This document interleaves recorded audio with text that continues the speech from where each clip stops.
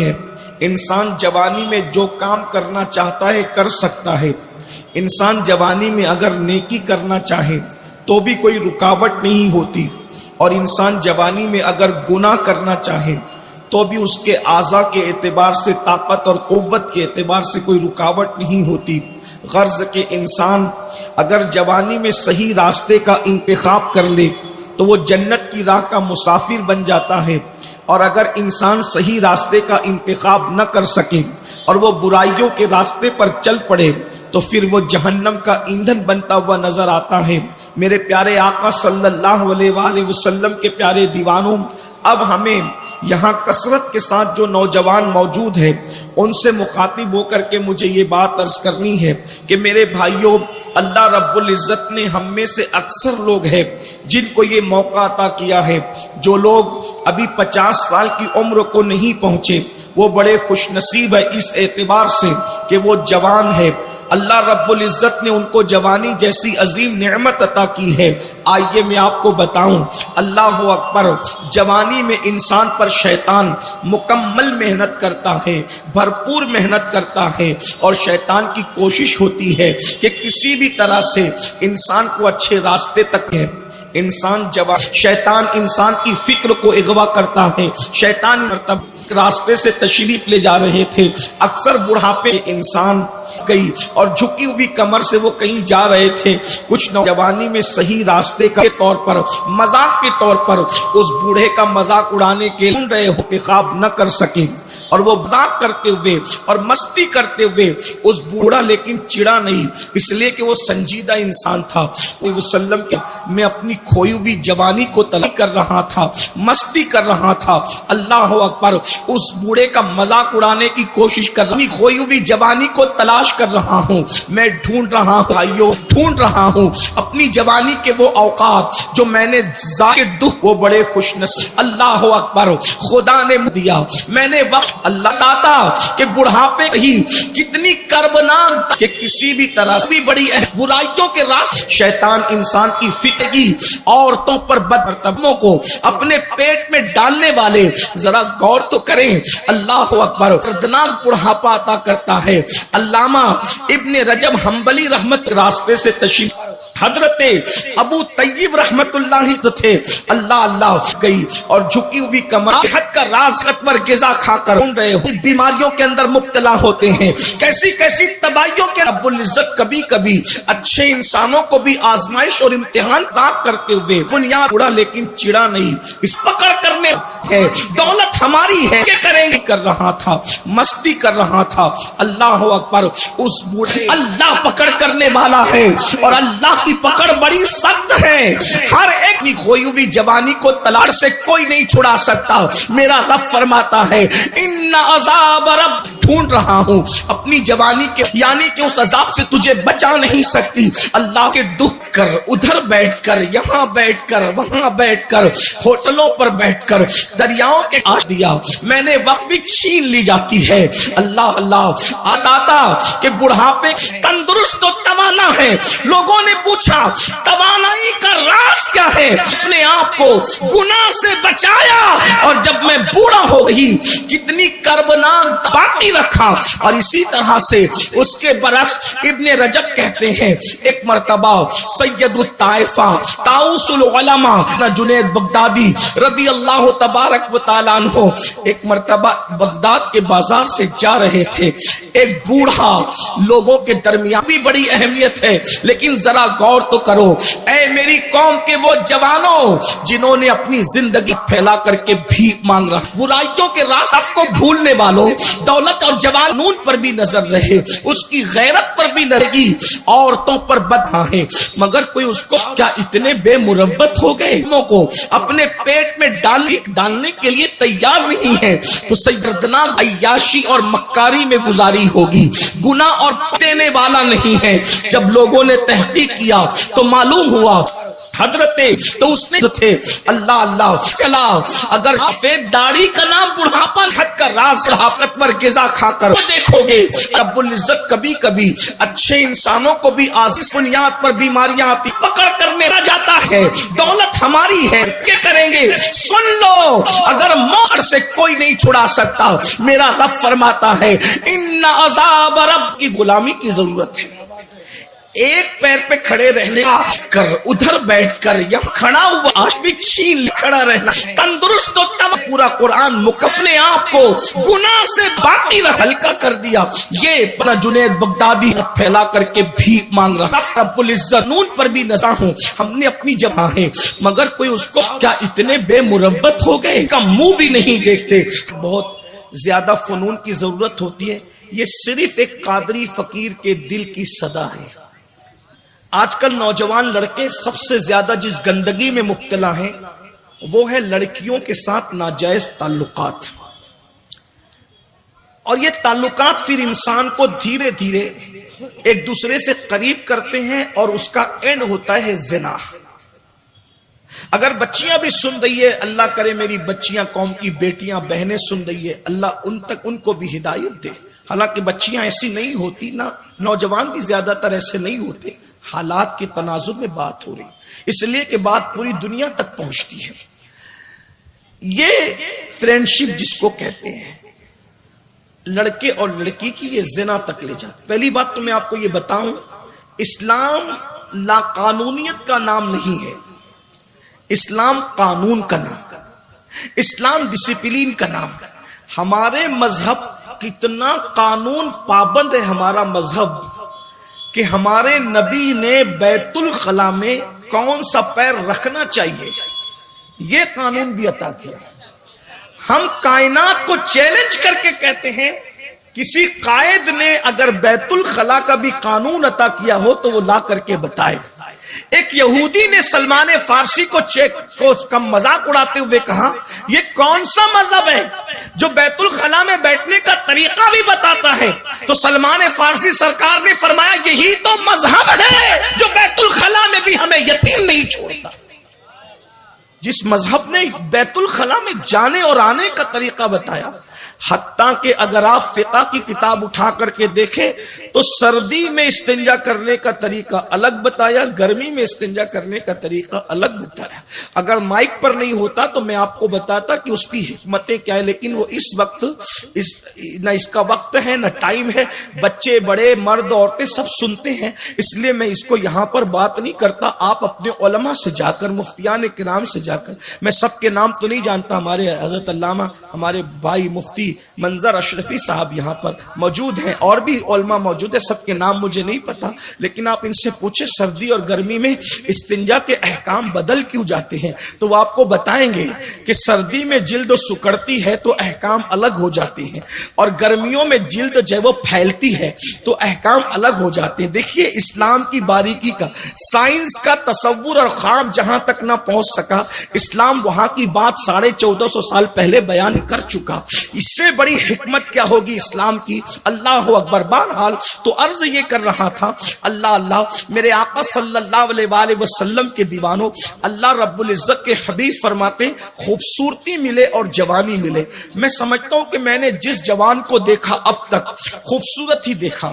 انسان کی شکل کیسی ہو جوانی میں سب خوبصورت ہوتے ہیں. اگر کوئی کالی چمڑی کو خوبصورتی کے خلاف سمجھتا ہے میں سمجھتا ہوں شاید وہ علم نہیں رکھتا.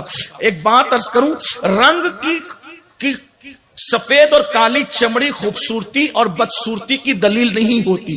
خوبصورتی ایک مکمل عنوان ہے ایک مکمل ٹاپک ہے اور اس کے مکمل تقاضے ہیں.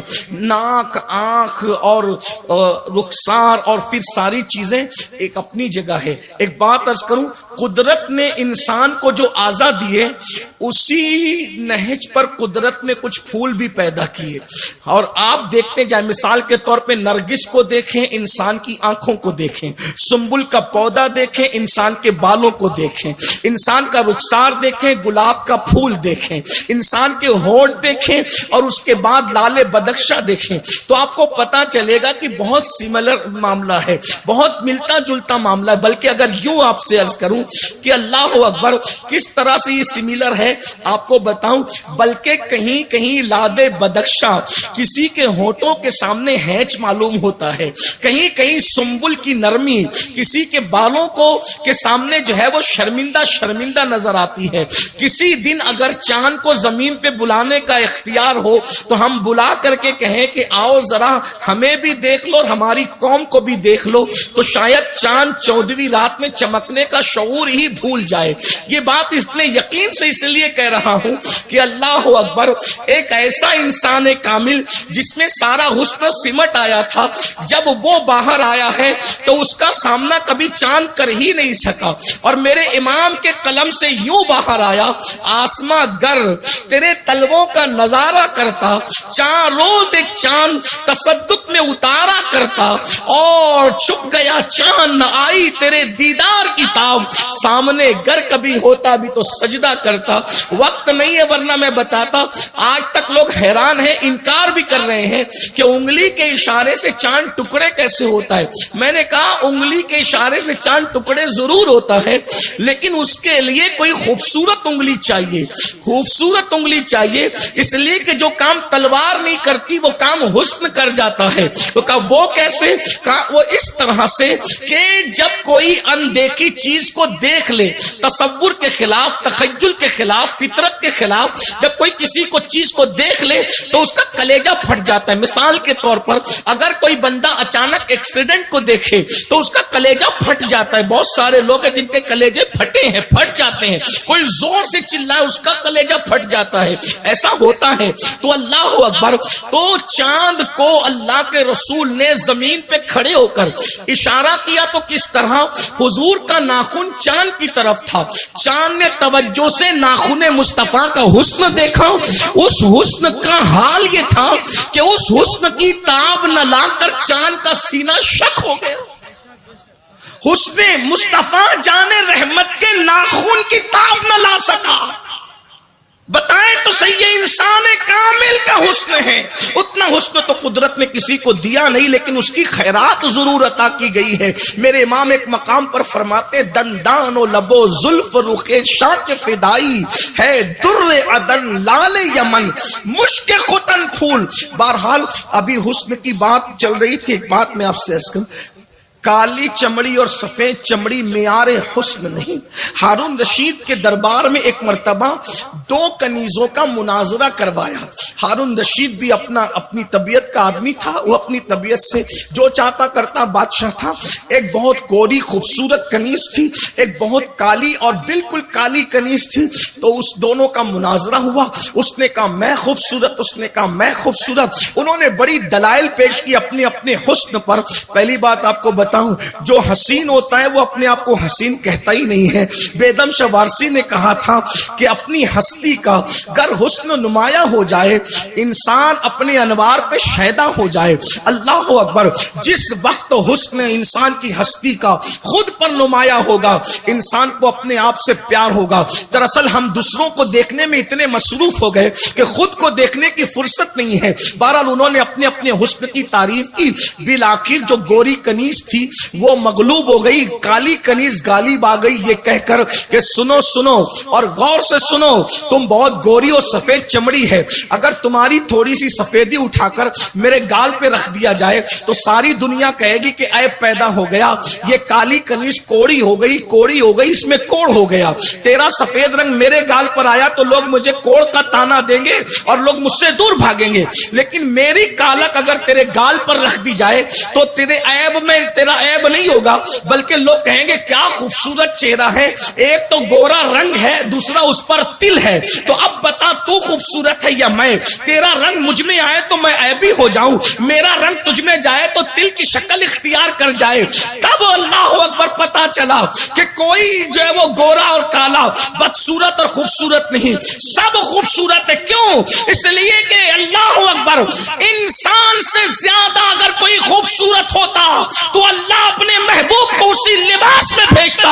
پتا چلا خدا کی مخلوق میں انسان سے بڑھ کر کوئی خوبصورت نہیں تھا, اس لیے اللہ نے محبوب کو لباس بشر میں بھیجا. بیگم شاہ پھر یاد آتے ہیں, اب آدمی کچھ اور ہماری نظر میں ہے, اب آدمی کچھ اور ہماری نظر میں ہے. جب سے سنا ہے یار لباس بشر میں ہے, جب سے سنا ہے لباس بشر میں یار آیا تو پتا چلا کہ آدمیت کیا چیز ہے, انسانیت کیا چیز ہے. اللہ اکبر. تو عرض یہ کر رہا تھا کیا, اللہ اکبر, جس کو اللہ خوبصورت جوانیت, خوبصورتی تو تم سب کے پاس, جوانی اگر مل جائے خوبصورتی, اور کرو کیا, اینڈ پہ بات پہنچ رہی ہے, توجہ کرے.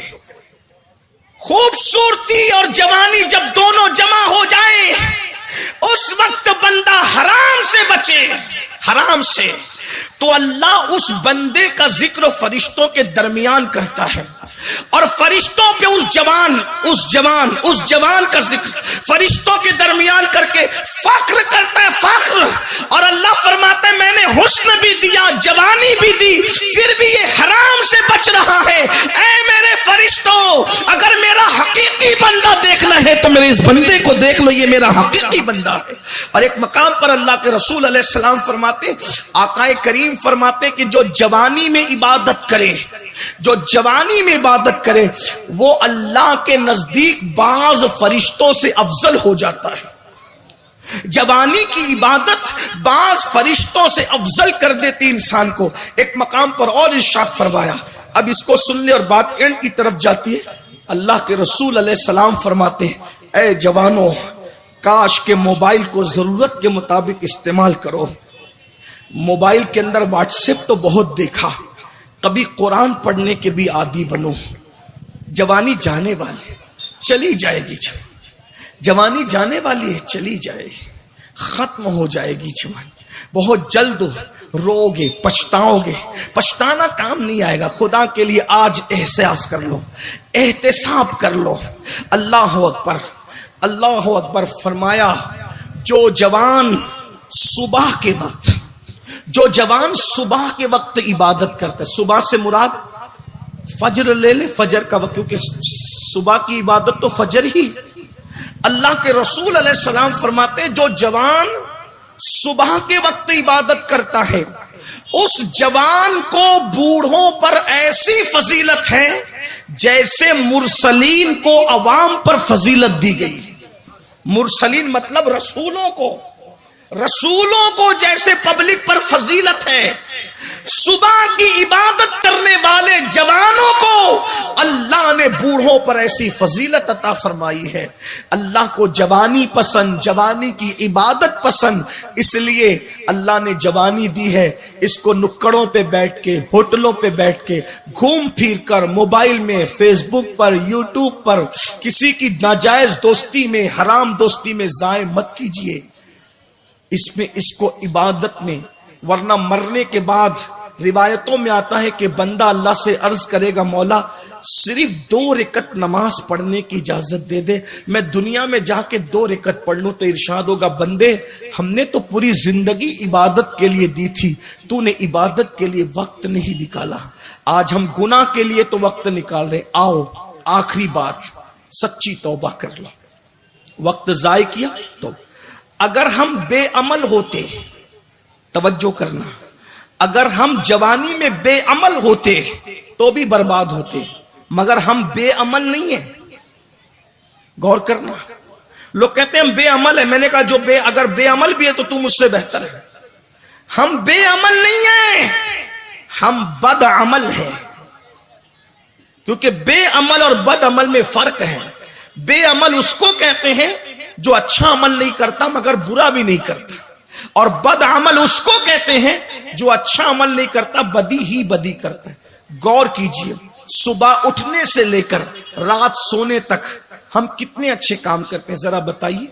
مرنا نہیں, موت نہیں آنی, جوانی نہیں جانی, بڑھاپا نہیں آنا. سوچو, توبہ کر. آج سنی دعوت اسلامی کے اس اجتماع میں توبہ کر لو, جوانی کا بھرپور لطف لو. انجوائے کرنے سے اسلام منع نہیں کرتا. اسلام جتنی چھوٹ دیتا ہے کوئی مذہب نہیں دیتا. اسلام جتنے انجوائے کی بات کرتا ہے کوئی مذہب نہیں کرتا. اسلام صرف یہ کہتا ہے حرام مت کرو، بس حرام سے بچو اور فرائض پر عمل کرو، اتنی سی بات ہے. اور کیا کہتا ہے؟ لیکن ہم سے وہ بھی نہیں ہوتا. اگر نہیں کرتے، سنو، ایک وقت آئے گا، آخری بات، ایک وقت آئے گا جوانی ختم ہو جائے، جوانی نہیں زندگی بھی ختم ہو. موت کے وقت انسان کو، ہر انسان کو احساس ہوتا ہے میری زندگی ضائع ہو. نیک لوگوں کو بھی احساس ہوتا ہے میری زندگی ضائع ہو. نیک اس لیے شرمندہ ہوتا ہے کہ کاش کہ میں نے جتنا کیا اس سے زیادہ کرتا، کیونکہ وہ سارے مناظر عمل جنہوں نے کیا ہے، انعام ان کو دیا جانے والا ان کو نظر آتا ہے. تو ایک مرتبہ کا واقعہ ہے، امام سیوطی نے اس کو لکھا ہے، جس کو میں اپنے الفاظ کے جامع میں پیش کر کے بات پوری کر رہا ہوں. جو ٹائم آپ نے دیا تھا اس سے 5 منٹ ابھی بچے، میں اس میں بات پوری کر لوں گا. دھیان سے سننا، ہو سکتا ہے شاید پوری گفتگو کا نچوڑ اس میں آ جائے. امام سیوطی رحمت اللہ علیہ لکھتے ہیں، اس کو میں بطور مفہوم پیش کر رہا ہوں، کہ اللہ تعالیٰ نے ایک شخص کو بہت نوازا، یہاں تک کہ اس کو بادشاہت دی، اور بہت اللہ نے عزت، شہرت، سب کچھ عطا کی. جیسے آپ کو ہمیں دی، کوئی کمی نہیں کی قدرت. اللہ تعالیٰ نے اس دور میں پیدا کیا، کھانے میں بھی ایک سے ایک ڈشیں ہیں، کپڑے بھی ایک سے ایک ہیں، مکانات بھی ایک سے ایک ہیں، سواریاں بھی فلائٹ جیسی خوبصورت اور ایک سے بڑھ کر ایک ہے. بہت عظیم زندگی کی لذتیں ہم لے رہے ہیں، لیکن کتنا بڑا رونا ہے کہ نعمتوں میں تو ڈوبے ہیں، نعمت دینے والے کو بھول گئے، فراموش کر دیا نعمت دینے والے کو. اور یاد رکھنا، ایک دن وقت آئے گا جب قدرت انسان کے کرتوت کا اس کو مزہ چکھائے گی، کوئی نہیں بچا سکے گا. دنیا کی کوئی طاقت، نہ ماں، نہ باپ، نہ بھائی، نہ بہن، نہ ڈگریاں، کوئی نہیں بچا سکے. اگر یار راضی ہے تو سب کچھ ہے، ورنہ بربادی ہی بربادی. امام کہتے ہیں ان کو رحمائے تو آئے، ورنہ وہ کڑی مار ہے کیا ہونا ہے.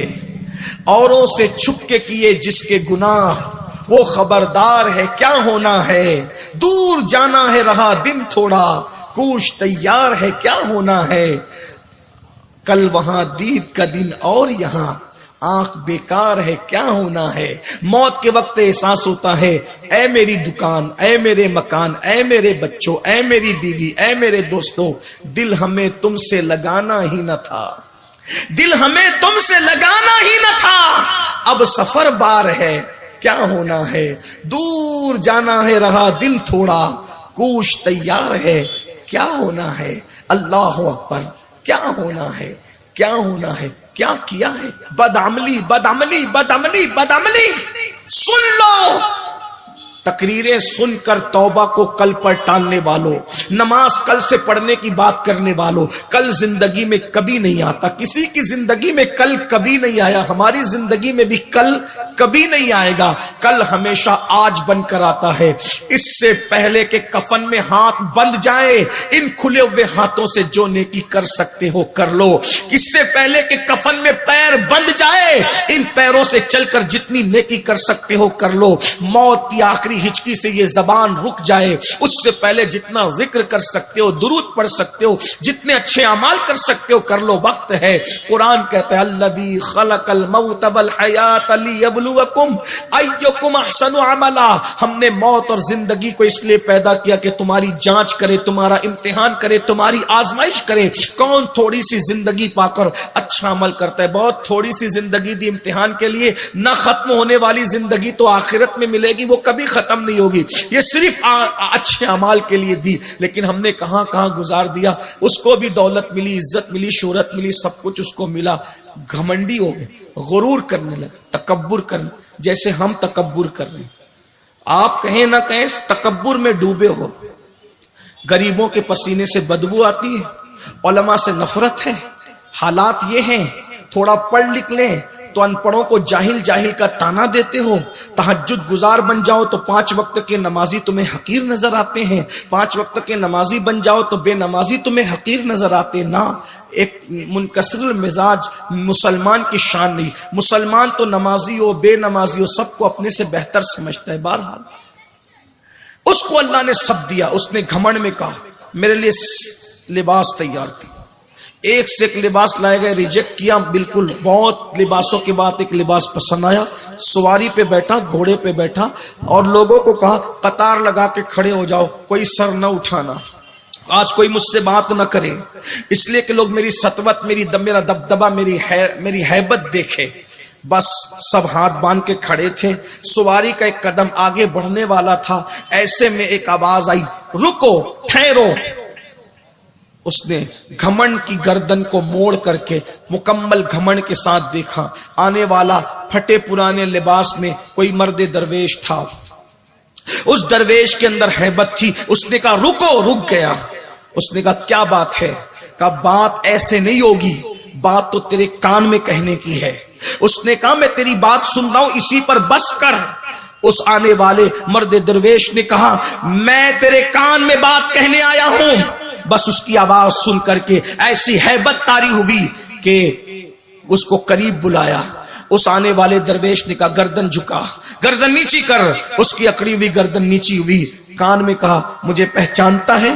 نہیں, مجھے کو ملک الموت کہتے ہیں. چلو وقت آ گیا, چلو وقت آ گیا. ابھی جو مغرور اور گھمنڈی بن کر کے اپنی دولت پر اپنی جوانی پر اترا رہا تھا, ہاتھ جوڑ کے کہتا ہے چند منٹ کا وقت دے دو, توبہ تو کر لوں, رب کو منا تو لوں.